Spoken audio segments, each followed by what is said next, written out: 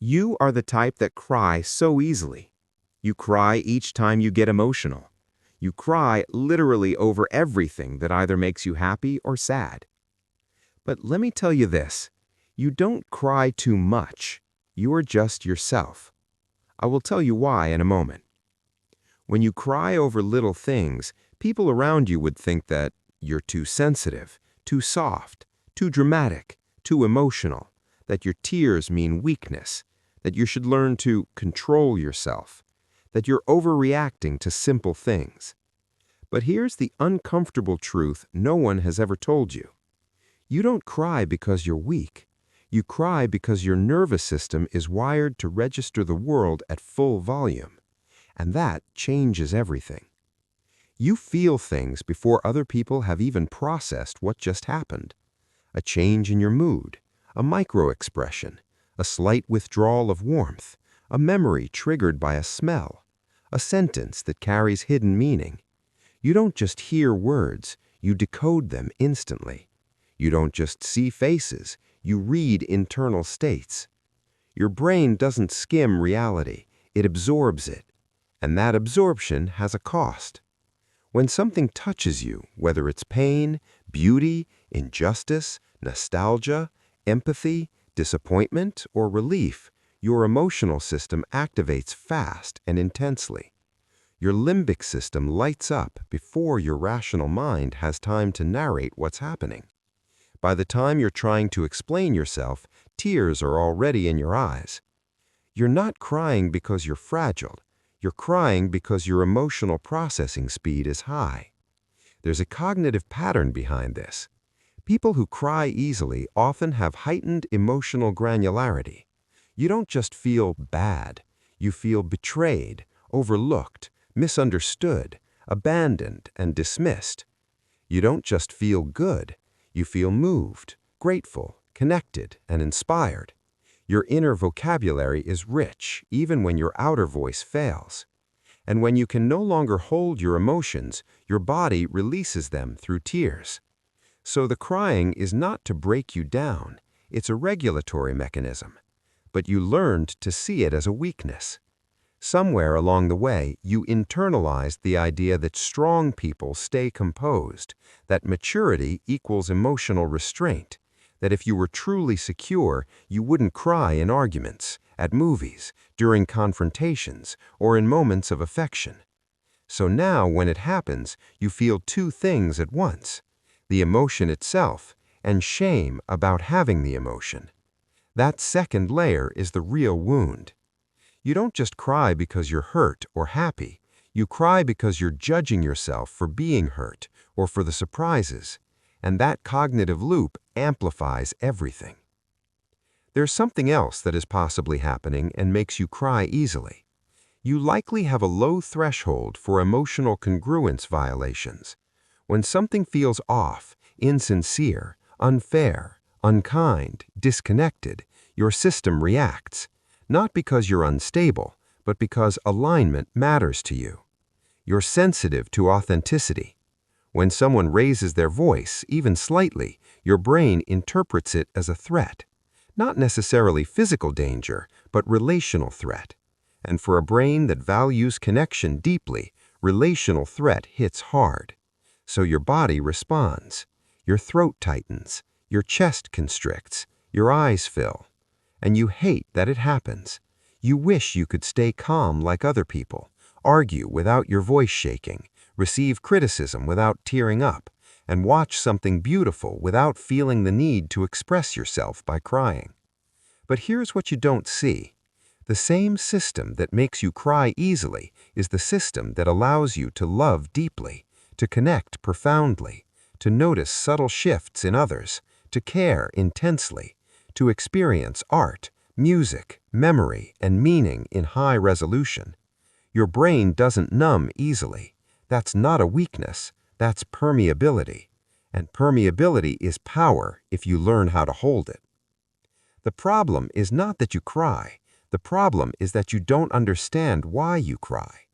When your emotional arousal spikes, the part responsible for logical reasoning and articulation, called the prefrontal cortex, temporarily loses efficiency. That's why you can't explain yourself properly while crying. It's not because you're irrational. It's because your cognitive resources are momentarily redirected toward processing affect.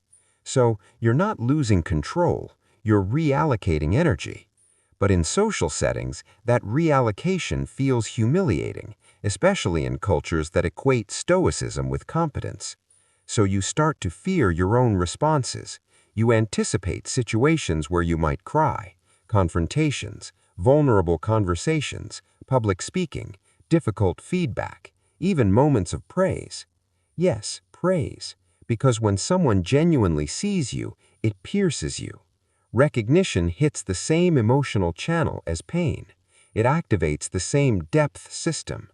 You cry when you feel exposed, not because exposure is bad, but because it's real.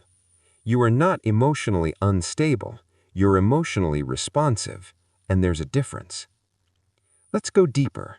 Crying easily is often linked to high affective empathy.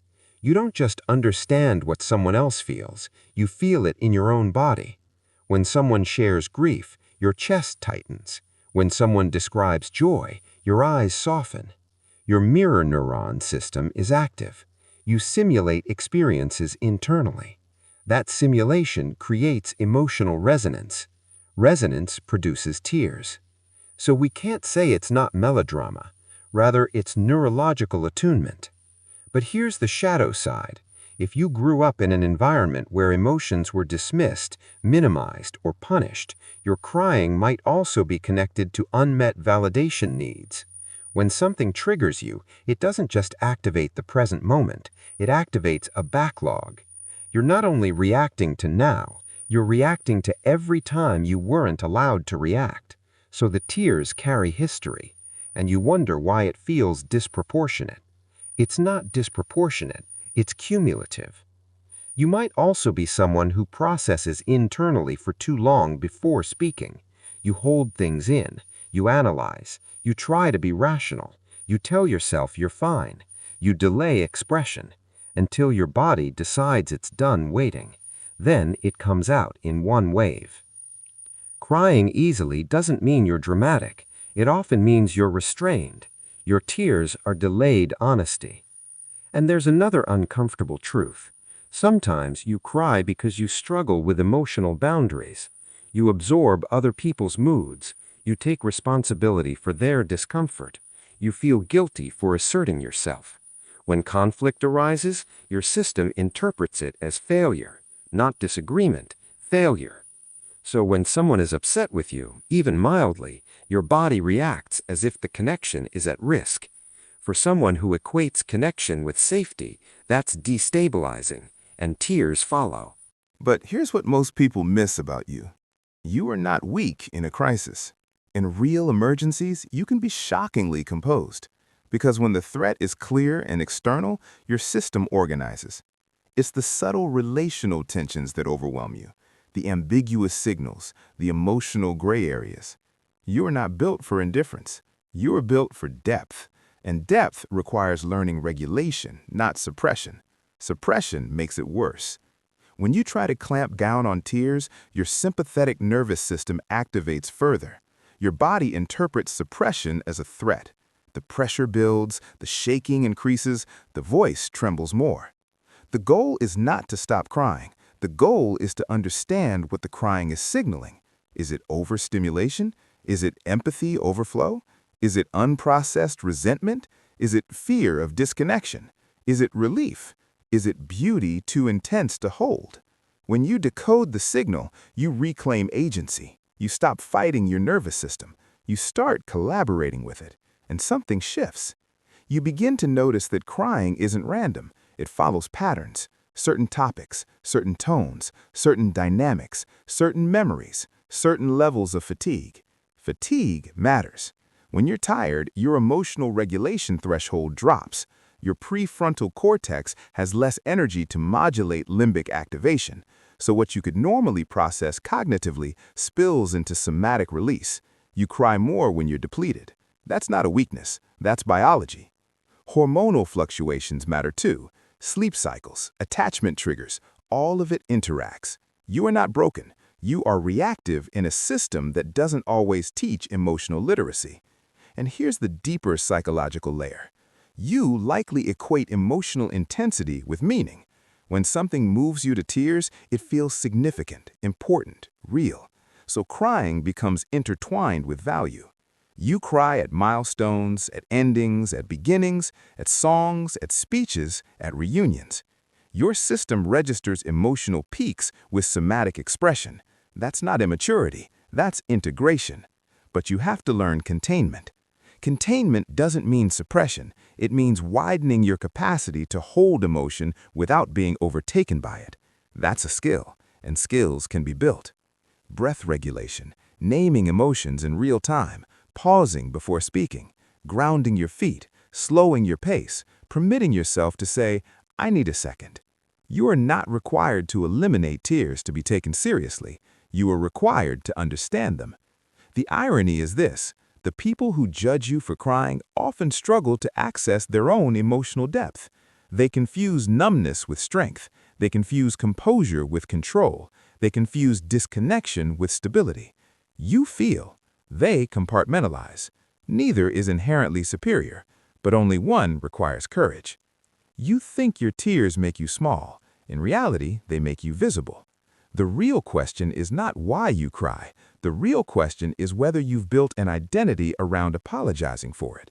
If every time you cry you say sorry, you reinforce the narrative that your emotional expression is a burden, that you are inconvenient, that your nervous system is defective. It's not. It's sensitive. And sensitivity is not fragility. Sensitivity is the ability to detect subtle shifts in the environment. In evolutionary terms, that's adaptive. It keeps groups cohesive. It preserves bonds. It notices danger early. It responds to distress quickly. But in modern social hierarchies that reward emotional neutrality, it feels like a liability. So you shrink it, or you try to, until you realize you can't, because this is how you're wired. The work isn't to become less sensitive. The work is to become less ashamed. When you remove shame, crying becomes information instead of embarrassment. It becomes feedback. It tells you where your boundaries are thin, where your values are strong, where your attachments are deep, where your exhaustion is high, where your heart is open. And when you stop attacking yourself for it, something powerful happens. Your tears become quieter. Not because you force them down, but because your nervous system feels safer. Safety reduces intensity. Self-acceptance increases regulation. The paradox is this: the more you allow yourself to cry without self-contempt, the less overwhelmed you feel by crying. You move from "why am I like this" to "what is this trying to tell me?" That shift is cognitive maturity. You don't need to become stoic. You need to become skilled. Skilled at noticing early signs of activation. Skilled at expressing discomfort before it builds. Skilled at separating present triggers from past echoes. Skilled at holding eye contact while your voice trembles and still speaking your truth. Because here's the final truth you've been avoiding. You don't cry easily because you're weak. You cry easily because you care. About connection, about meaning, about fairness, about being seen, about not losing people, about beauty, about loss, about everything. And caring at that level will always carry emotional intensity. The goal is not to extinguish intensity. The goal is to stabilize it. You are not too much. You are deeply tuned. And when you stop treating your tears like evidence of failure, they stop feeling like one. You don't need thicker skin. You need a stronger container. There's a difference. And once you understand that difference, you stop trying to become someone colder. You start becoming someone integrated. And that is a strength.